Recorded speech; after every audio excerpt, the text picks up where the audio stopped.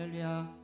함께 예배하러 한 자리에 모이신 성도님들 한 분 한 분에게 주님의 은혜와 사랑이 함께 하시기를 진심으로 소망합니다. 함께 기도하면서 함께 예배하기를 준비하였으면 좋겠는데, 하나님 아버지 이 자리 가운데 함께하여 주시고 임재하여 주셔서 하나님의 깊은 사랑을 누릴 수 있도록 주여 함께하여 주시옵소서라고 우리 함께 기도하며 예배를 준비하기를 원합니다. 함께 기도하시겠습니다. 하나님 아버지, 하나님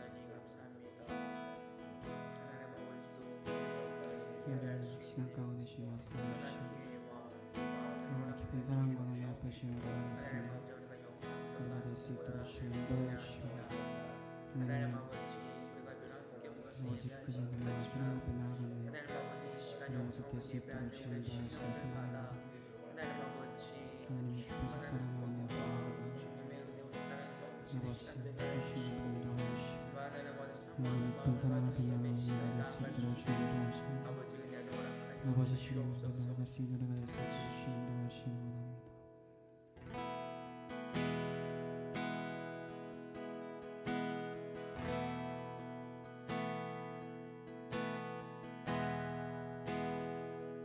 우리 하나님의 깊은 사랑을 찬양하기를 원합니다. 아버지 사랑 내가 노래, 아버지 사랑 내가 노래, 아버지 은혜 내가 노래, 그 사랑 변함없으신 거짓없으신 진실하신 그 사랑, 상한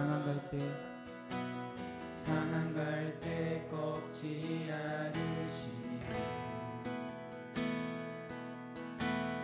꺼져가는 등불 끄지 않는 그 사랑 변함없으신 거짓없으신 진실하신 그 사랑,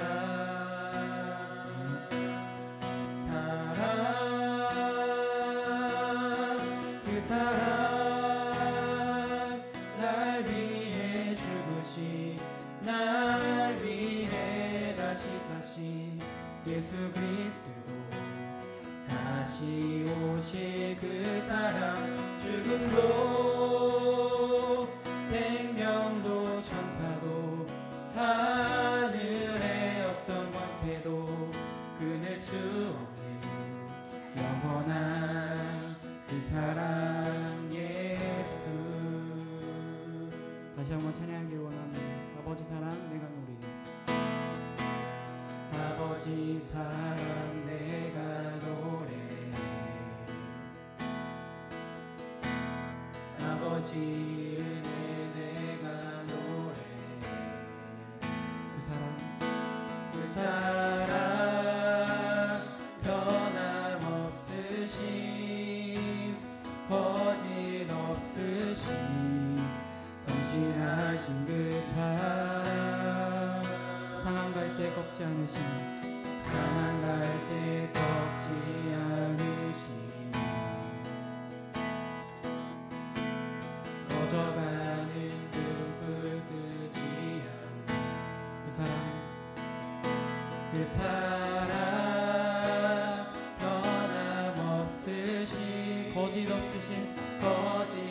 성실하신 그 사랑, 성실하신 그 사랑,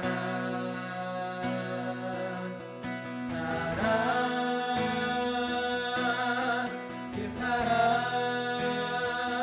날 위해 죽으신, 날 위해 다시 사신 예수 그리스도, 다시 오실 그 사랑, 죽음도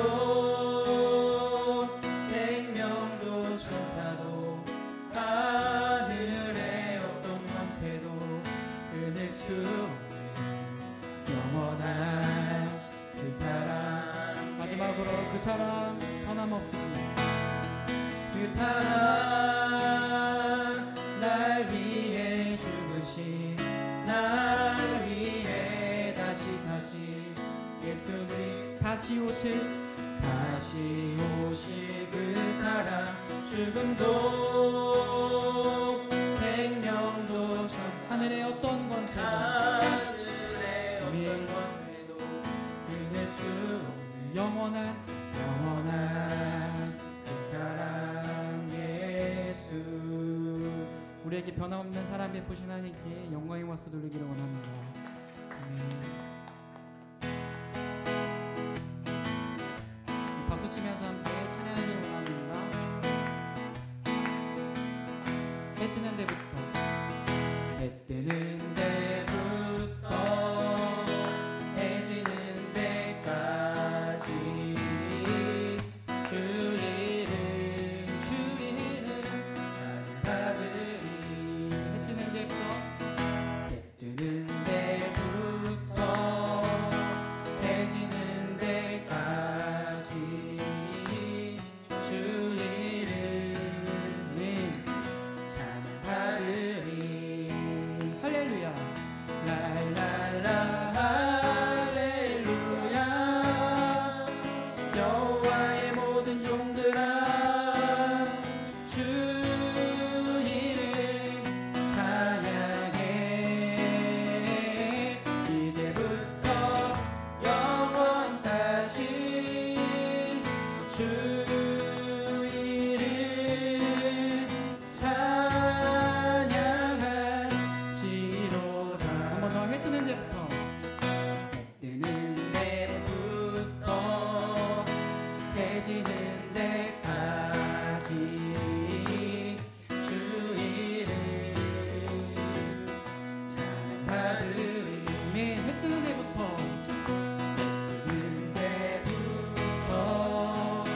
해 지는 데까지 주 이름 찬양받으리. 할렐루야 랄랄라 할렐루야. 여호와의 모든 종들아 주 이름 찬양해. 이제부터 영원까지 주 이름 찬양할지로다. 할렐루야 랄랄라 할렐루야. 여호와의 모든 종들아 주 이름 찬양해. 이제부터 영원까지 주 이름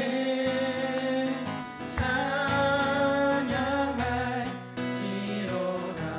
위대하고 강하신 주님 위대하고 강하신 주님 우리 주 하나님. 아멘. 위대하고 강하신 주님 우리 주 하나님. 깃발을 높이 들고 흔들며 함께 찬양해. 위대하고 강하신 주님 우리 주 하나님. 위대하고 강하신 주님 우리 주 하나님. 목소리로만 위대하고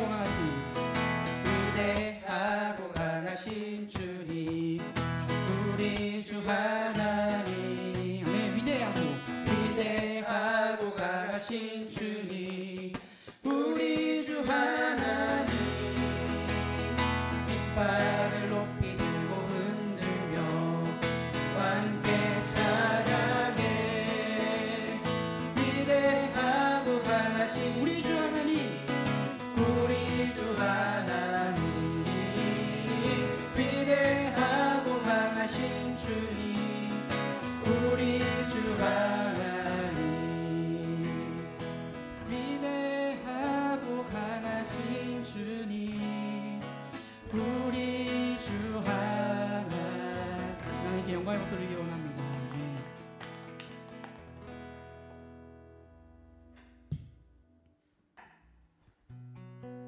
우리 다음 찬양은 찬송가 어두움 후에 빛이 오며라는 찬양인데 이 찬양 고백하실 때 이 또한 지나가리라라는 믿음의 고백으로 우리 하나님께 찬양하기를 원합니다.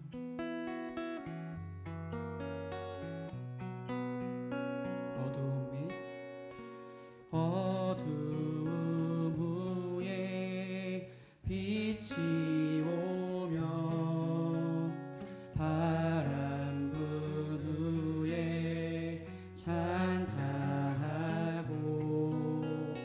소나기 후에 햇빛 나며 수고한 후에 연약한 후에 강건하며 애통한 후에 위로받고 솜물 난 후에 웃음 있고 씨 뿌린 후에 추수하네. 괴로움 후에 평안 있고 슬퍼한 후에 기쁨 있고 멀어진 후에 가까우며 고독함 후에 친구 마지막으로 고생한 후 기쁨 있고 십자가 후에 영광 있고 죽음 온 후에 영생하니 이러한 도가 진리. 4절 한 번 더 고백합니다. 고생한 후에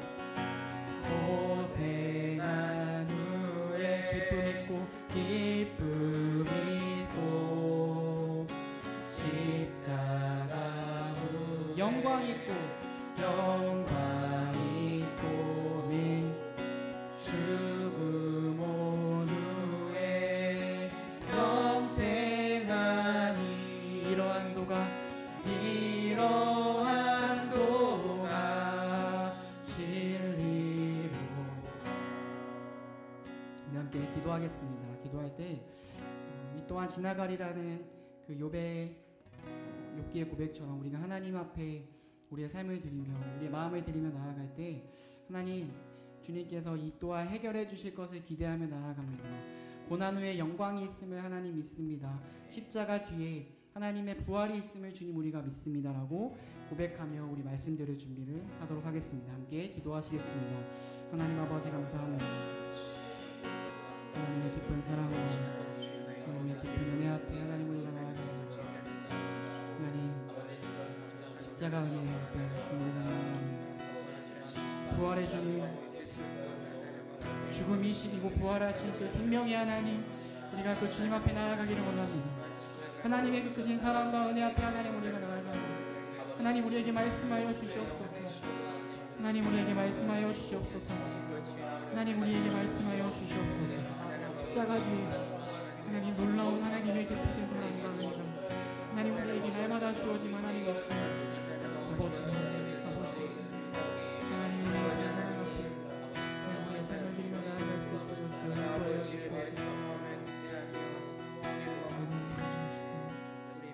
인도하여 주시옵소서.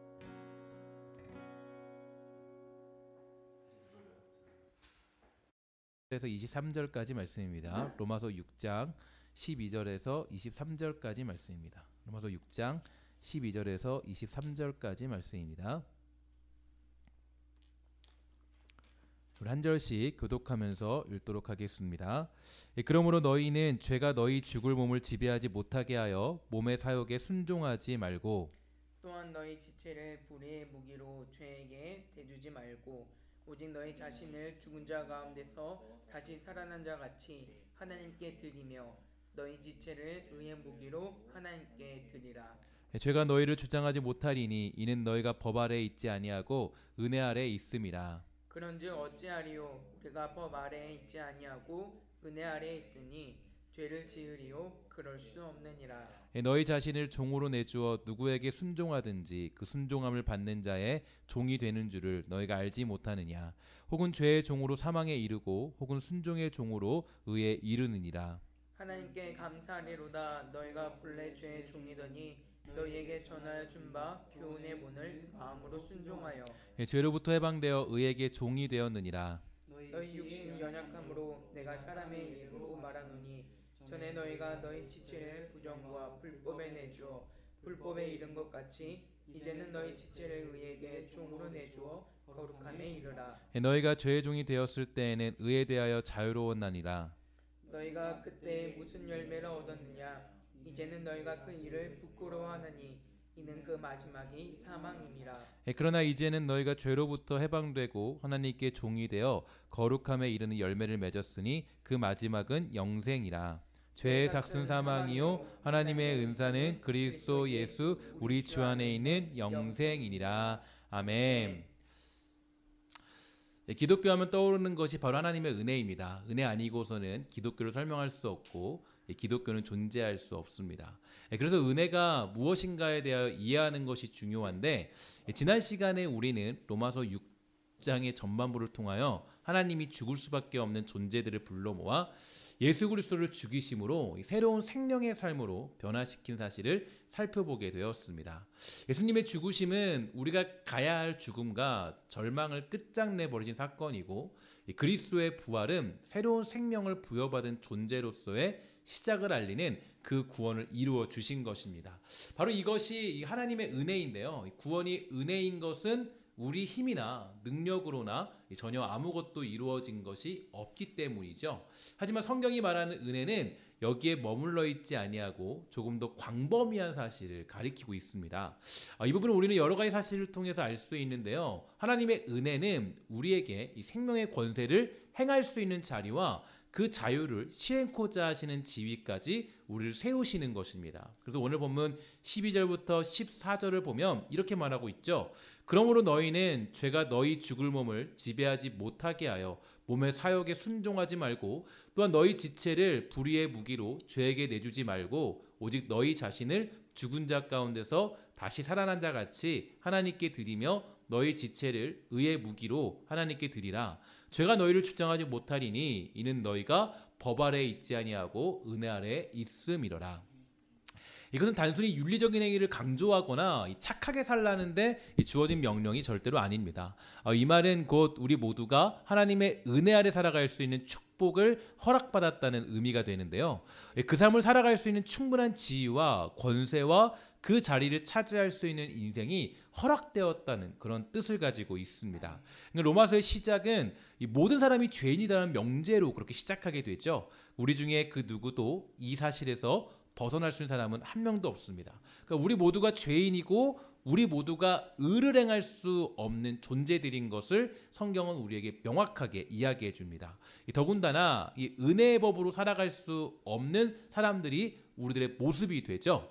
그러니까 우리가 어디 우리 힘으로 누구를 용서할 수 있고 사랑할 수 있는 사람들입니까? 우리는 그런 사람들이 아닙니다. 불가능한 사람들이에요. 그렇게 할 수 없어요. 그러니까 사실 우리는 그럴 수 없는 존재들입니다. 하지만 하나님이 예수 그리스도를 통해서 허락하신 삶은 바로 은혜 아래 살아가라는 우리가 정말로 행할 수 없는 자리까지 허락해 주셨습니다. 예를 들어서 여러분이 잘 알고 있는 이 베드로를 한번 기억해 볼게요. 이 베드로는 어떻습니까? 베드로는 예수님을 따라 나선 그런 제자였습니다. 그는 예수님을 사랑했고요. 또 예수님의 수제자로 살아갔던 그런 인생이죠. 예수님께서 죽고자 하셨을 때 절대 예수님 죽을 수 없습니다. 제가 예수님을 지킬 것입니다라고 호언장담했지만 정말 그러나 이상하게도 가장 중요한 순간에는 그 모든 감정이 사라져버립니다. 그 모든 감정에 대해서 용기가 없어진 건데, 그래서 우리는요 좀 여기서 경계해 볼 수 있는 것은 우리의 감정을 좀 경계할 필요가 있다라는 거죠. 그러니까 믿음을 감정과 함께 이렇게 생각한다는 것은 조금 우리가 여기에서는 조금 생각해 볼 필요가 있습니다. 그러니까 감정이 충만하다고 해서 믿음이 좋다라는 건 절대로 아니에요. 내가 하나님께 뜨겁다고 해서 정말 믿음이 좋다라고 이야기하기에는 좀 문제가 있습니다. 왜냐하면 이 베드로를 봤을 때 베드로도 감정이 충만했고 이 감정적으로 굉장히 어떤 결단력이 있었던 사람이지만 그 어떤 중요한 순간에 바로 그것을 배신으로 갚아주는 모습이 감정적인 모습의 특징이기 때문이죠. 하나님의 은혜로 말미암아 그 믿음이 선물로 주어져야 우리는 믿음의 사람으로서의 삶을 살게 되는 것입니다. 베드로는 예수님을 부인하고 저주했습니다. 예수님을 모른다고 했습니다. 성경은 말하기를 그가 3번씩이나 부인했다 이렇게 얘기하는데요. 이것은 예수님을 부인한 것이 실수나 두려움이 아니라 자기 확증에 대한 것임을 증명하는 것입니다. 그러니까 쉽게 말해서 사람이 한 번 정도 실수할 수 있고 2번 정도 실수할 수 있겠죠. 그런데 그게 3번이 연속되면 그것은 이 실수가 아니라 고의적이라고 보는 것이 옳습니다. 무슨 얘기냐면 그냥 어쩌다가 예수님을 부인했고 그냥 실수로 예수님을 부인한 사건이 나타난 게 아니라 그가 진심 속에서 그러니까 마음 속에서 고의적으로 예수님을 부인하기로 작정한 모습이라는 거. 3번이라는 것은 말이 3번이지 아마 몇 번을 아마 부인을 했다고 저는 생각이 듭니다. 그래서 몇 번을 부인했고 3번이라는 것은 우리가 봤을 때 정말 우리가 이 3번 정도 부인한다는 것은 이 고의적으로 예수님을 부인했다는 의미를 거기에 포함하고 있는 겁니다. 그러니까 베드로는 어쩌다 보니까 그 예수님을 부인한 것이 아니라 역설적이지만 진실된 마음으로 예수님을 부인했다라고 이야기해도 과언이 아니겠죠. 그래서 3번 부인한 것을 성경은 강조하고 있습니다. 하지만 저는 이것이요 우리의 본 모습이라고 생각합니다. 그러니까 우리의 마음과 몸에서 흘러나오는 것, 정신적인 것은 예수님을 향한 부인이죠. 예수님을 절대로 자기의 주인으로 모시지 않습니다. 하나님께 영광 돌릴 수 없는 우리들의 모습을 가지고 있어요. 무엇을 해도 주님을 부정할 수밖에 없고 인정할 수 없는 것이 바로 우리들이 가지고 있는 이 죄 아래에 있는 참상을 가지고 있는 비참함입니다. 그러니까 베드로가 닭이 울었을 때 그가 통곡을 하며 울죠.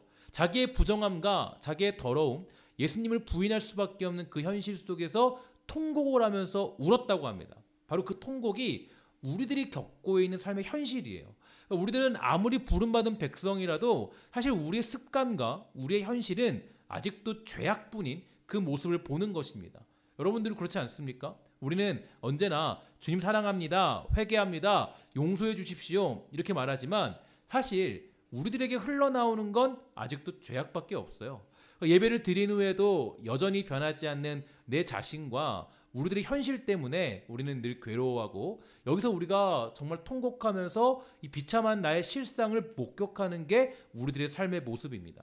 여러분 그래서 방금 말씀을 들었는데 금세 잊어버리고 방금 기도회를 했는데도 아직도 죄를 짓는 그 모습이 사실은 베드로가 울며 통곡하는 그 모습과 동일하다는 겁니다. 여러분 우리는 여기서 아주 중요한 이 사실을 기억해야 돼요. 종종 어떤 사람들이 상담을 해요. 목사님, 저는 분명히 구원받았고 어제도 은혜를 받았는데 아직도 변하지 않은 제 모습이 있어요. 어떻게 하죠?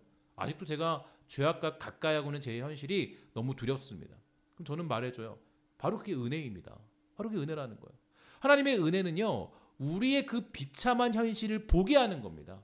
그러니까 아직도 죄와 가까운 내 모습을 보게 하는 거예요. 그래서 여기서 우리는 또 한 사람을 생각할 수 있는데 누구냐면 바로 가룟 유다입니다. 가룟 유다는 결국 예수님을 팔아 넘겼죠. 그리고 몇 푼을 받고 돌아갔는데 그 자신이 너무 견딜 수가 없는 거예요. 그래서 어떻게 합니까? 결국 그 죄에 대한 참상의 결과로서 자살을 택하게 돼요. 그죠? 이게 바로 이 가룟 유다의 선택이었습니다. 이게 어떤 얘기냐면 이 죄에 대한 비참함에 대한 결말이에요. 그러니까 죄는 결국에 어디로 끌고 가느냐? 죄라는 것은 결국 우리를 사망과 우리를 죽음으로 끌고 간다는 그 현실을 보여주는 게 가룟 유다가 보여주는 참상입니다. 이것이 죄에 대한 비참함에 대한 결말이에요. 여기서 바로 하나님의 은혜는 다릅니다. 하나님의 은혜는 어디까지 확정되는 거냐? 바로 그 죄에 대한 책임과 결말을 어디로 만드냐면 베드로와 같이 만드는 자리까지 인도하시는 게 이게 확장되어지는 하나님의 은혜라고 보면 된다라는 거죠. 그러니까 베드로는 자기 죄악을 보았고 가룟 유다와 똑같은 상황을 만나게 되었지만 그는 쓰임받는 자리에 들어가게 됩니다. 그는 멸망의 자리의 값으로 들어가지 아니하고요. 하나님께서 세우신 은혜의 자리에 들어가서 그 생명의 법을 가진 자로 세워집니다. 우리는 그렇게 할 수 없는 사람이지만 늘 주님을 배반하고 살아가는 그런 모습을 가지고 있지만 그래도 하나님은 우리가 은혜의 자리에 들어가 생명의 왕노릇을 할 수 있도록 그 자리까지 저와 여러분들을 인도하신다는 것이 하나님의 은혜의 법이라는 것을 우리는 기억할 필요가 있습니다. 바로 이게 확장되어지는 하나님의 은혜예요. 그 은혜라는 게 단순히 내가 구원받았습니다. 내가 구원받은 것이 하나님의 은혜입니다. 이걸로 끝나는 게 아니라는 거죠. 그러니까 여기서 우리에게 이제 더 한 걸음 나가서 무엇이 요구되냐면 바로 우리가 이런 은혜를 받은 자로서, 그러니까 베드로와 같은 그런 은혜를 받은 자로서 그 죄를 지으며 살아갈 수 있겠느냐.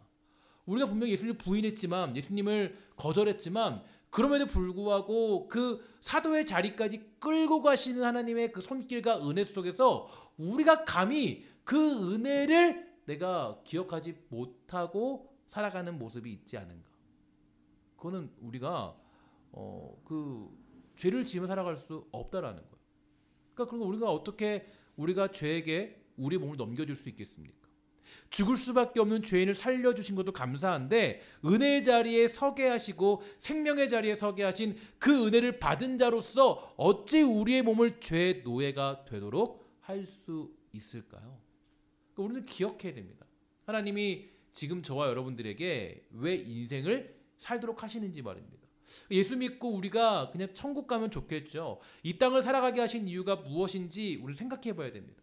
그 이유는 간단해요. 바로 생명의 은혜를 누린 자로서의 권위를 우리 스스로 나에게 주어진 삶 속에서 살아내기 위해서 하나님이 저와 여러분들에게 생명이라는 시간들을 허락해 주신 겁니다. 이게 바로 하나님의 은혜를 받은 자로서의 모습이에요. 그러니까 왜 내가 하루를 사느냐? 왜 우리가 정말 하루하루를 살고 왜 우리가 1년을 살고 매년을 사느냐? 그 이유는 생명의 그 은혜를 받은 자로서 생명의 왕노릇하는 자로서의 삶을 살아내는 권위, 그 권위를 스스로 세울 수 있도록 하나님이 베푸신 게 확장되어지는 하나님의 은혜라는 겁니다. 단순히 내가 구원받은 게 은혜가 아니라 여기서 끝나면 안 돼요. 어디로 가야 되냐면은 이 은혜가 우리의 삶으로 가야 된다고. 하나님이 그래서 우리에게 생명을 주시고 삶을 주시고 시간을 주시고 우리의 삶의 모든 것들을 허락해 주신 거예요. 생명의 은혜를 누린 자로서의 권위를 우리 스스로 세우는 축복까지 허락해 주신 겁니다. 이제 육체의 법에서 벗어나서 생명의 법으로 살도록 하시기 위한 하나님의 뜻이 담겨 있습니다. 여러분, 축복하는 것은 이제 우리의 인생을 우리 하나님께 드리게 되는 놀라운 은혜가 있게 되기를 주의 이름으로 간절히 부탁을 드리겠습니다. 아멘. 우리의 삶을 이제 다시 이해해야 돼요. 그냥 주어진 삶이 아니에요. 그래서 우리들의 삶이 만만하지 않습니다. 내 안에 있는 죄악과 싸워야 돼요. 의의 병기로 쓰임받아야 하기 때문입니다. 이것은 은혜를 받은 자로서의 자부심이에요.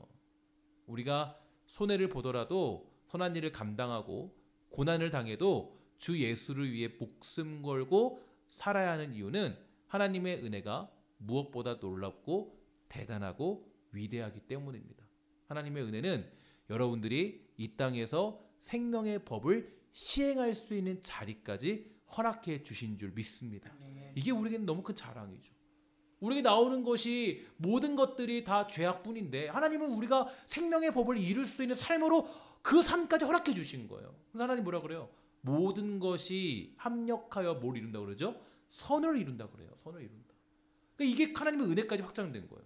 그러니까 우리가 지금 나오는 건 죄악이에요. 그래서 내가 정말 우리 예수 믿는 사람들이 때로는 어떤 문제를 일으키고 어떤 일들을 일으킬 수 있지만 그 모든 것들 속에서 하나님이 뭘 만드시겠다는 거예요. 합력하여서 선을 이루시는 그 일들을 이루어 가시겠다라는 거예요.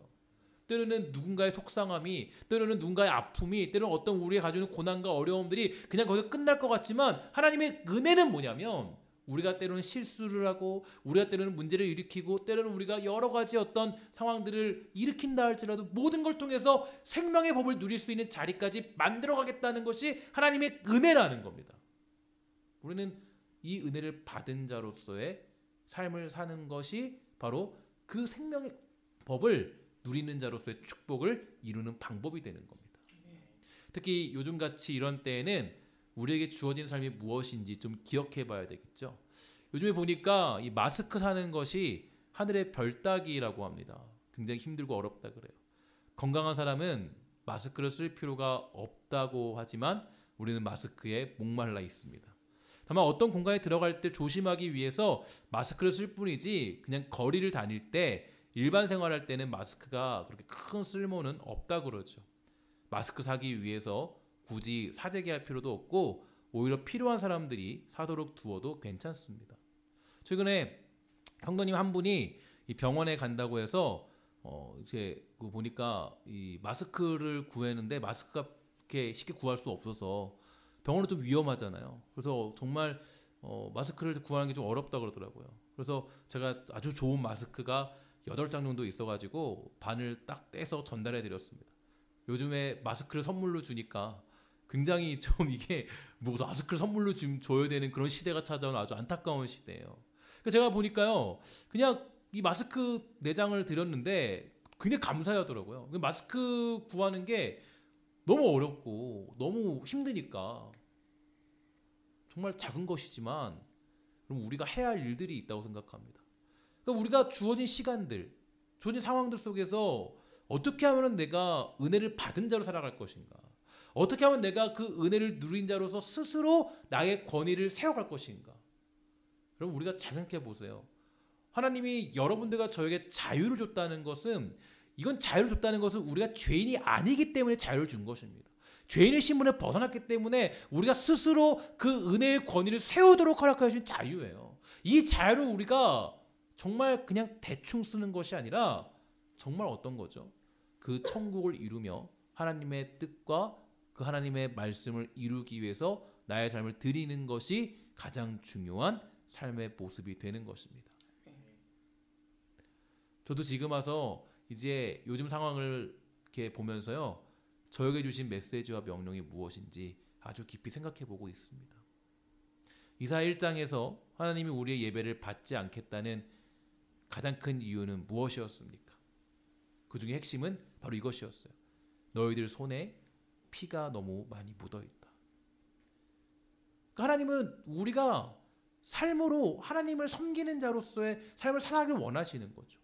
생명을 받은 자로서 그 권위를 우리가 스스로 만들기를 원하시는 겁니다. 하나님은 강압적으로 우리에게 요구하지 않으세요. 우리의 은혜를 베풀었다는 것은 그 은혜를 통해서 은혜 안에 누리는 자유 속에서 하나님께 그 생명의 법을 이룬 자로서 우리가 살아가도록 우리에게 허락하시는 분이 바로 우리 하나님인 줄 믿습니다. 우리 선한 일을 감당하면서 이 시대에 위로할 자가 누구인지 또 섬겨야 할 자가 누구인지 잘 돌아보면서 세워갈 수 있는 우리 모두가 되기를 주의 이름으로 부탁을 드리겠습니다. 아멘. 여러분들과 저에게 왜 시간을 허락해 주셨습니까? 왜 하루가 주어졌습니까? 왜 우리에게 이 고난 속에서 함께 살아갈 수 있는 그런 기쁨을 허락해 주셨습니까? 이럴 때일수록 우리 주변 사람들을 더 돌보고 또 주변 사람들을 섬기며 또 우리가 정말 하나님 사랑하는 것이 이웃 사랑하는 것이라고 했으니 정말 그 일들을 감당하는 생명의 법을 여러분 스스로 세워갈 수 있는 귀하고 아름다운 신성의 권속이 다 되시기를 주의 이름으로 간절히 부탁을 드리겠습니다. 아멘. 기도하겠습니다. 하나님 감사합니다. 이 땅을 살아가며 나아갈 때 때때로 우리가 이 생명의 법을 받은 자로서 생명의 축복을 받은 자로서 우리가 정말 부족할 때도 많이 있습니다. 그러나 이 땅을 살아갈 때 오직 하나님만을 의지하도록 허락하여 주시고 하나님이 주신 이 생명의 법을 우리가 이루어 나갈 수 있도록 허락하여 주시옵소서. 주님, 기도하기 소망하는 것은 정말 사랑하는 신성의 권속들이 정말 이 땅을 살아갈 때 이 시대를 살아갈 때 정말 하나님의 뜻이 무엇인지 밝히 우리의 삶으로 증거할 수 있는 그 놀라운 축복들을 주님 허락하여 주시옵소서. 이제는 주 예수 그리스도의 은혜와 하나님의 사랑과 성령의 교통하심이 오늘 이 자리에 모여 예배하는 모든 영혼들에게 영원히 있을지어다. 아멘.